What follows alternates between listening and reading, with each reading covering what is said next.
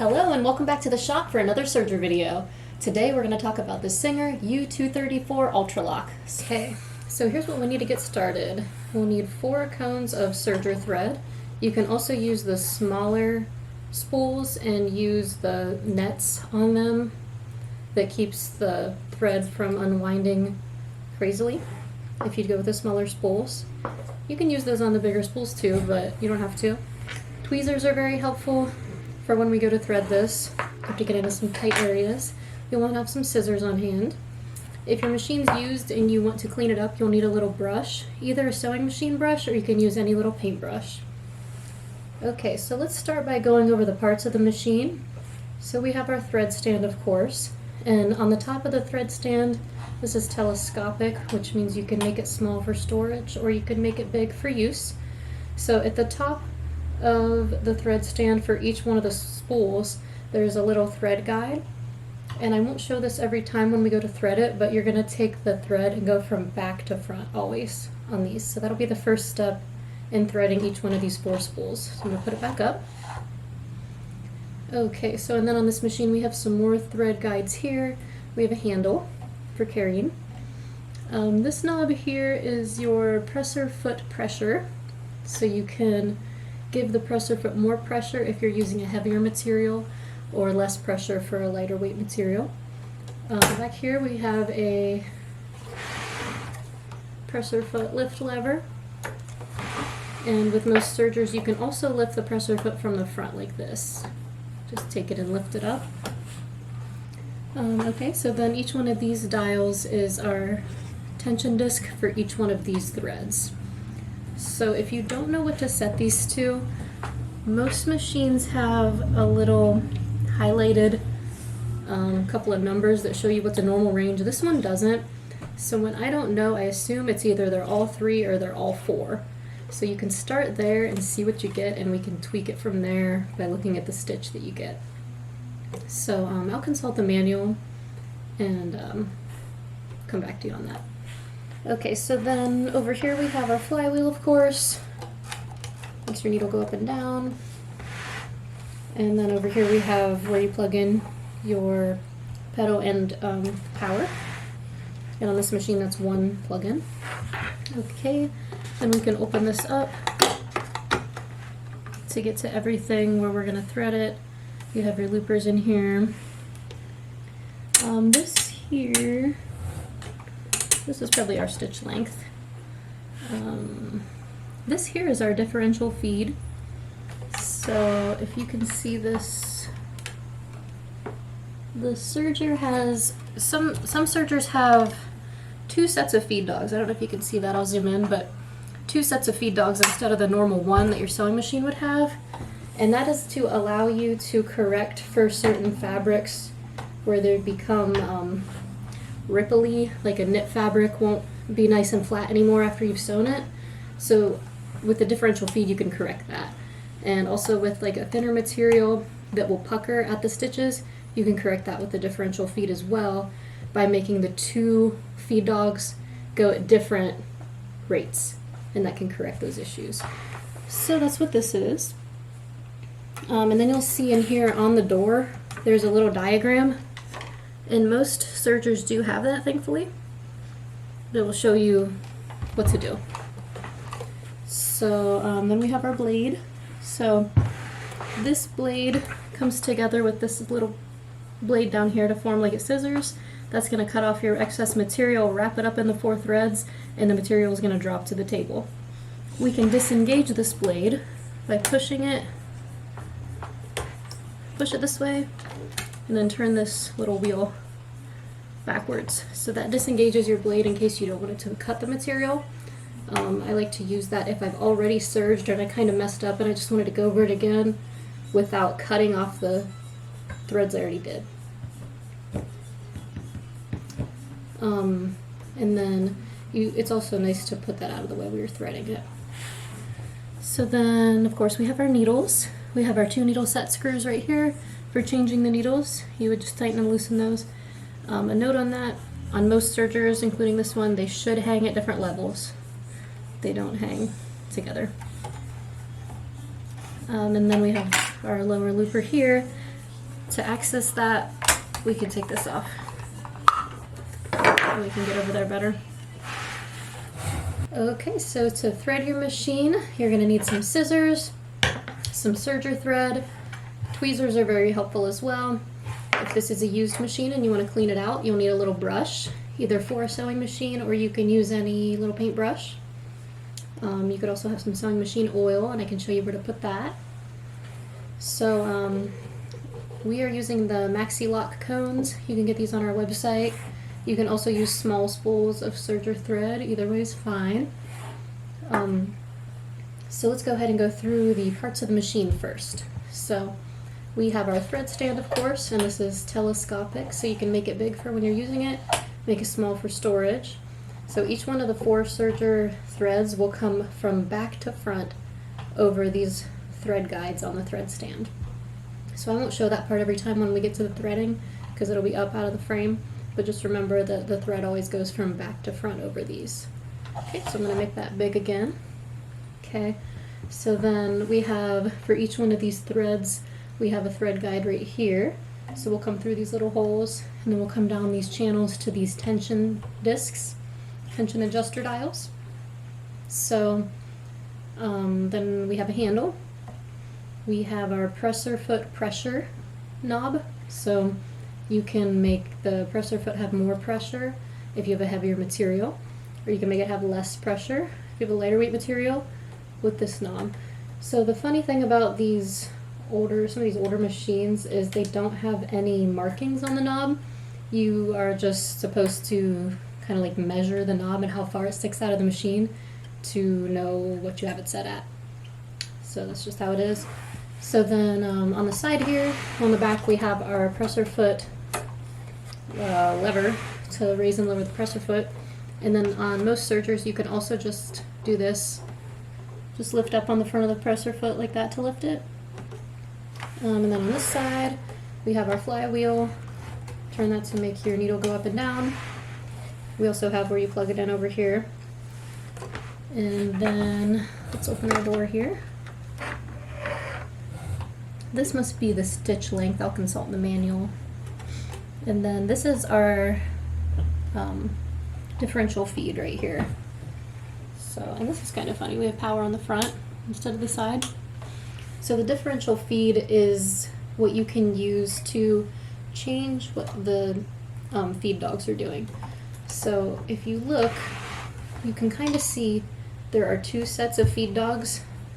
These sharp things that pull your fabric through the machine. Instead of just 1 set like on a sewing machine, there's 2 sets. So the reason for that is so you can use this knob and you can make one go faster than the other, and that's to correct for issues like puckering at the stitches, or when you sew a seam and it's not flat, it's wavy. So you can use the differential feed to fix that. So just as a general rule, if I'm using wovens, just like a normal medium weight cotton, I keep that just in the middle, and then I would turn it up for any stretchy knits to compensate for that wavy seam, and then I would turn it down for anything that I'm getting puckering on, like a really tightly woven, like lightweight cotton lawn or something. So that's what that's for, the differential feed. So then we do have a little threading chart here on the door. You can see that. Most machines do.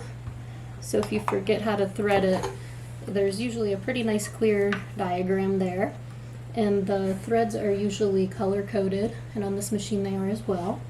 So each one of the little guides is going to have that color printed on it so you can easily see, and you're following the chart so you can pretty easily see where to go. So that's that. This is the blade. I have disengaged it, that's why it's up like this. So to disengage and re-engage it, you're going to push right here and then turn this wheel over here. Turn that, and then you can make the blade go up or you can make it go down. So right now it's down in the position for cutting. So that blade and that other little blade form like a scissors to cut your material off. So it's going to cut your fabric off.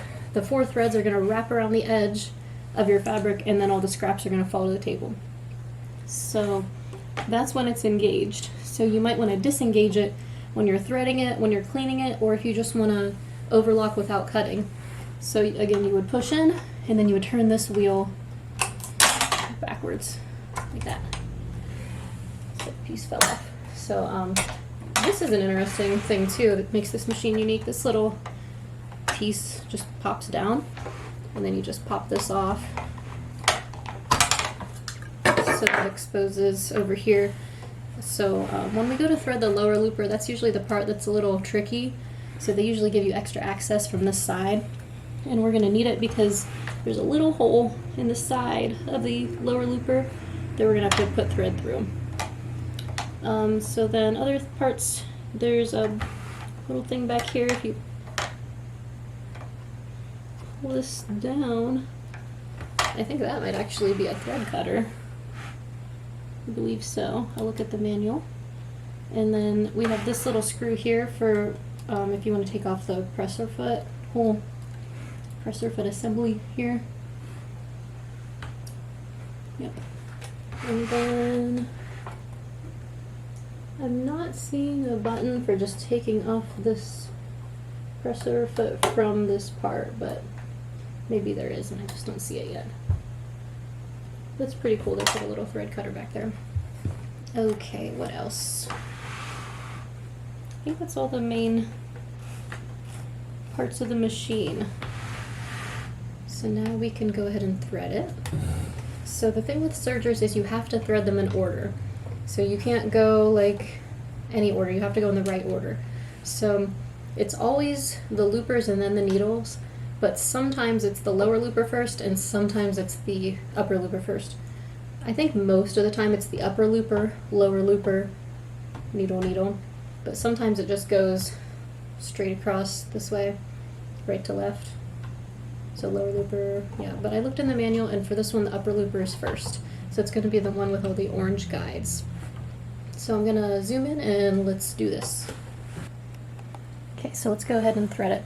So for each one of these threads, we're going to begin by going from back to front through the little loop on the thread stand. I'm not going to show it every time because it's all the way up here, but the little loop, you're going to bring the thread from back to front through there. Okay, so let me do that first. And we're starting with the upper looper. So the upper looper is the third one over.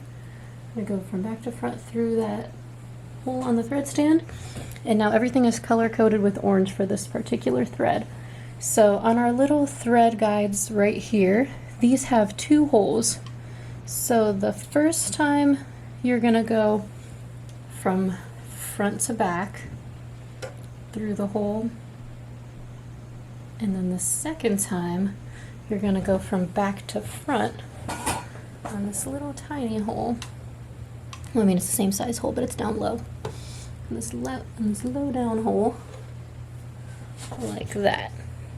I can show you that.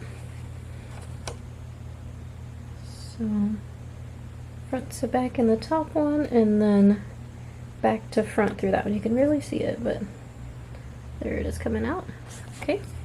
So then we're going to come down that first channel, and we want our presser foot up, which it is, to release all those tension discs. Okay, so here's an important step for every serger. Hold on to both sides of the thread as you lock it into that tension disc. Sometimes you'll thread the whole thing right and it's not working because the threads are not truly in the tension disc, so that's important. Okay, so now we're going to come down here, and they gave us a threading guide on the door, which is nice. So if we just analyze this picture here, we're looking at the orange. So we've already done the thread guides up top. We're going to come through the tension disc. We already did that. So then let's look here. So we have, looks like 4 spots that it needs to go through. So there's 1, 2, 3, 4 before finally getting threaded through the eye of the upper looper. So now let's look here and find these 4 spots, and they're color coded with orange, so it should be pretty easy. So we've got 1, 2, 3, 4. So let's go ahead and do that. So it's going to come in the first guide like this. And then under this little kind of L-shaped thing here. So in the first one, under here, and it'll click in like that, and in here. Okay. And I'm going to disengage the blade for this part. So you're going to push in right here, and then with your other hand turn this wheel backwards So that blade is out of our way to make this easier. Let's go ahead and do that. Push in and turn back.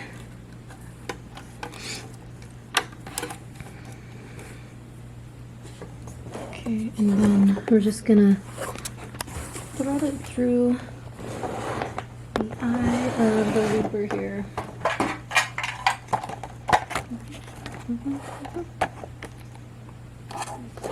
See if I can show you this clearly. Okay, so see that little thing right there? That's our upper looper. See that little hole? So we're gonna thread the thread through that from back to front. Okay.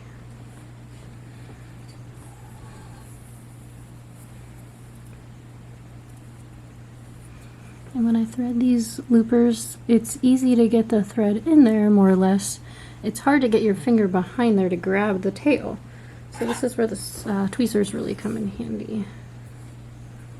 So just grab it from behind the looper with your tweezers and just kind of shove it back that direction.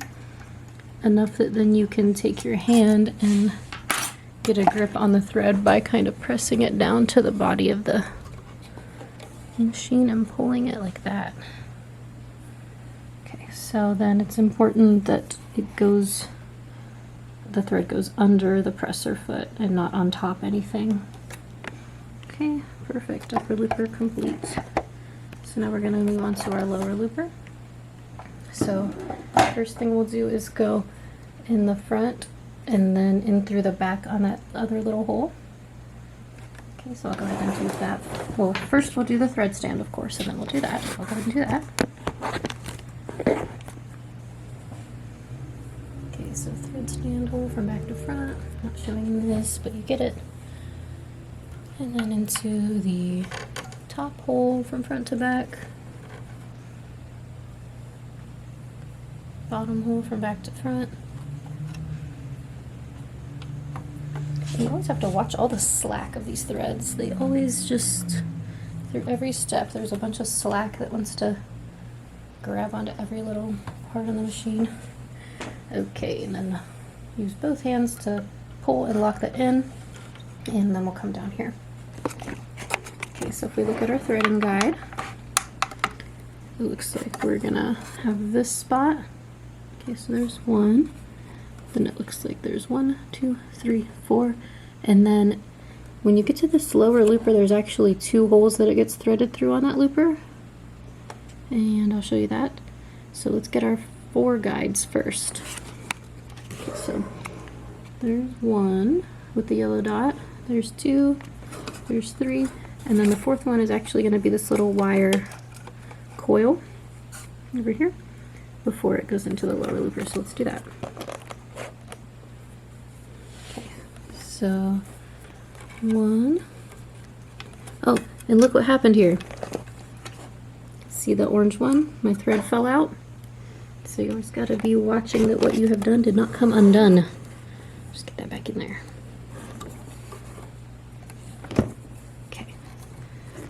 Alright, so a yellow one again. So 1,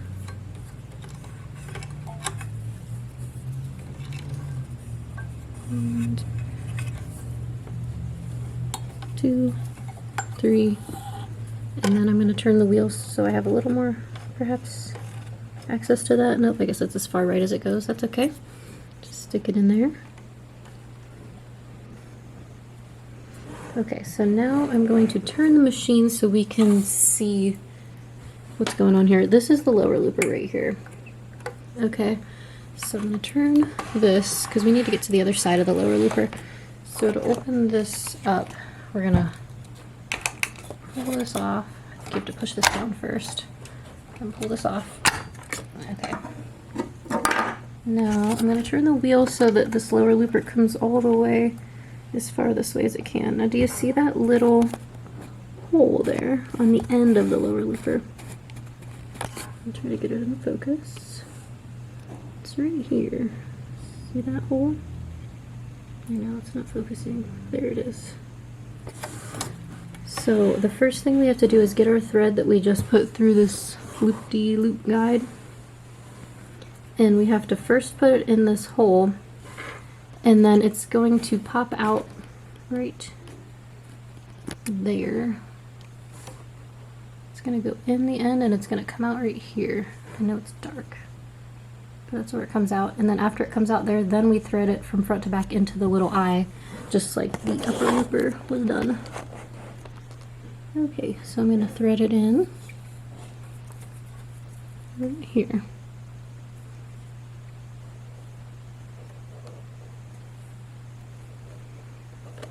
And you gotta kind of feed it. It's going in a little, it's gotta go in a little way. Okay, so there it popped out.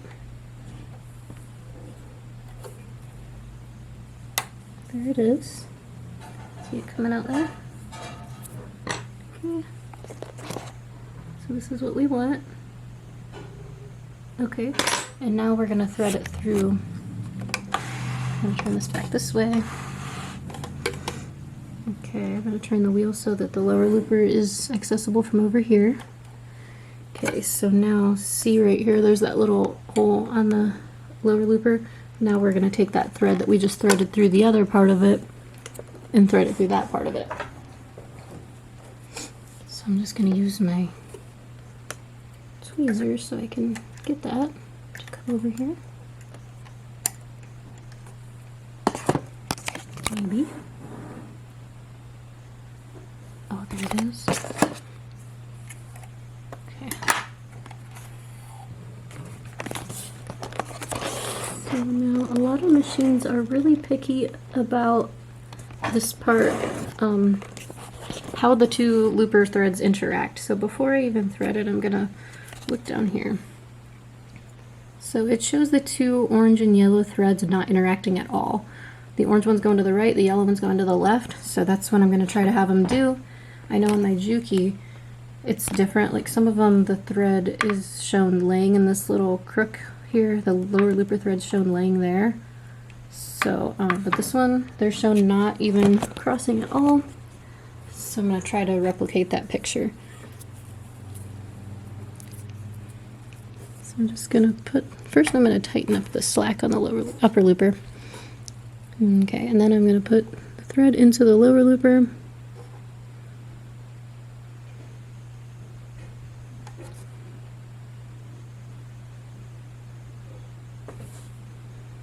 I need to clip it.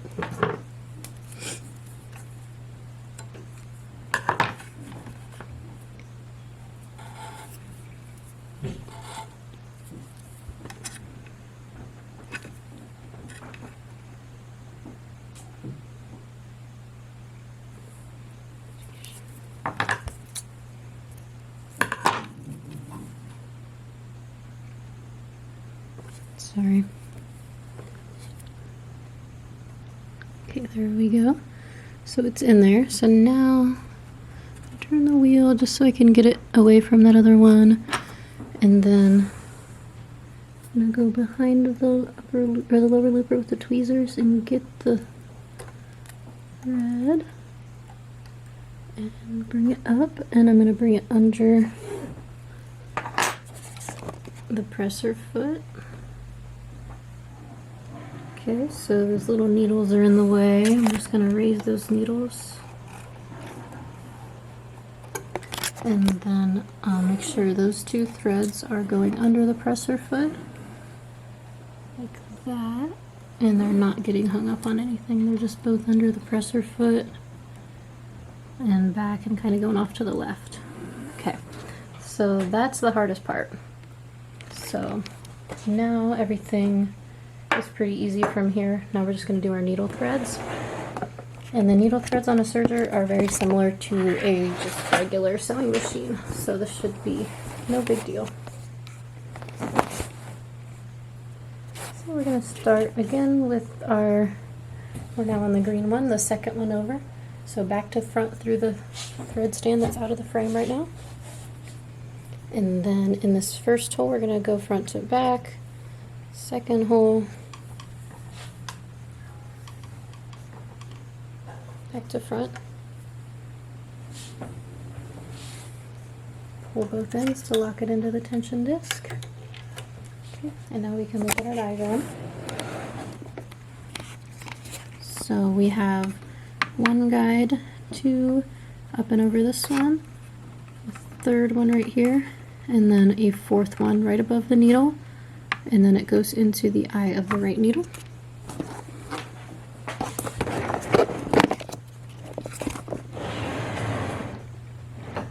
Okay, so under this one, and then this one here has two slots, so I'm going to go to the back slot for that one. There's a front and back slot, and then this thing here is marked with both blue and green, so we know we're right. Both of them are going to come up and over, just like in the picture. And then there's a little blue and green marking on that little piece of silver right there. It's hard to see, but there's the green and the blue. So we're going to come to the green one, and then after we do that, we have these little wire curly guides here.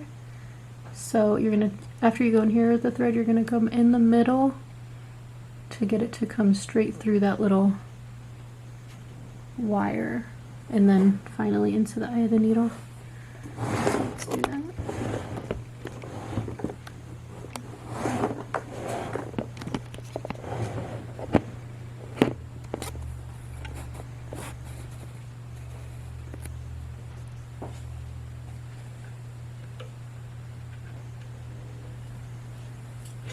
Okay, so you gotta kind of hold it like it's floss with both fingers, and then come like, or like your thumb might work better. Come right in the middle.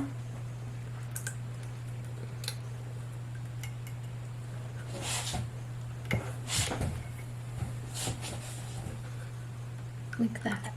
Oops, my thread broke. That was weird. There we go.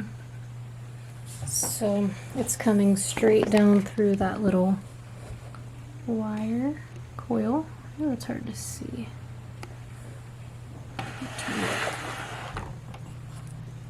it's better. So the thread's coming straight through that little wire coil, and now I'm just going to thread it into the eye of this needle here.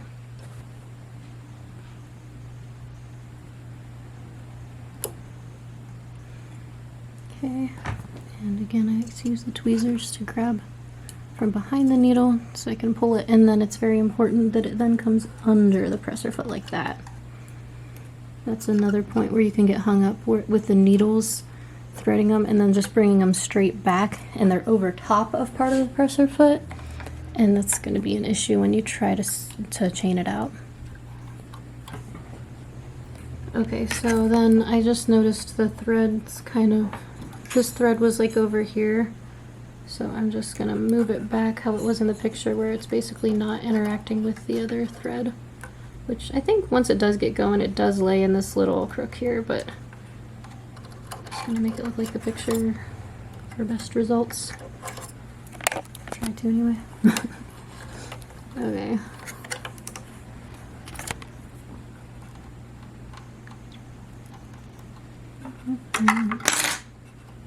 Okay. All right, so the last one is the another easy one, just another needle thread. So back to front through the thread guide on the stand, and then front to back through the first hole. Back to front on this other hole.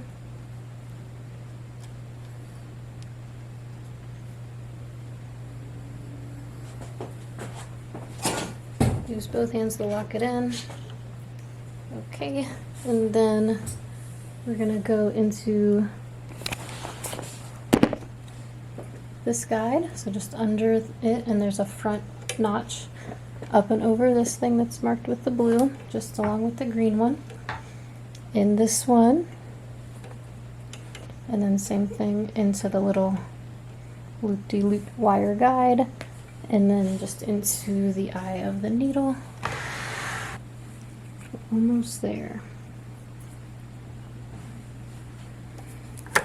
Sometimes it's easier to lower the presser foot temporarily so you can get that threaded. That one went in a lot easier. Okay.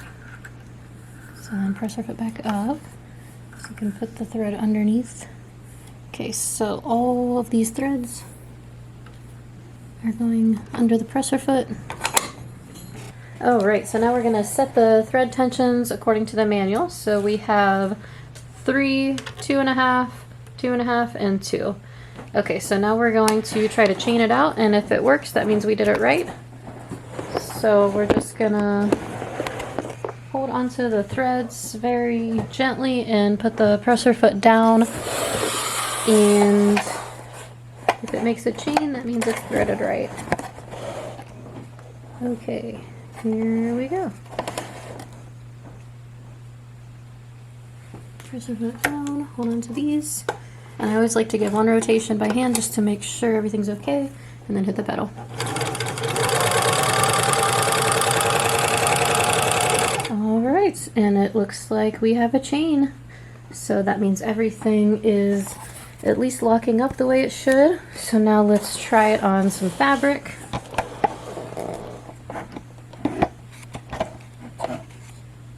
Okay, I got some denim sitting here.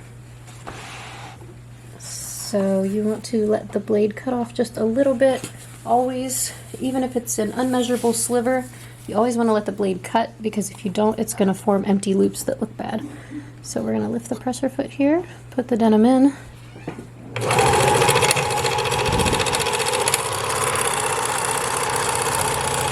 Always start and end with a chain.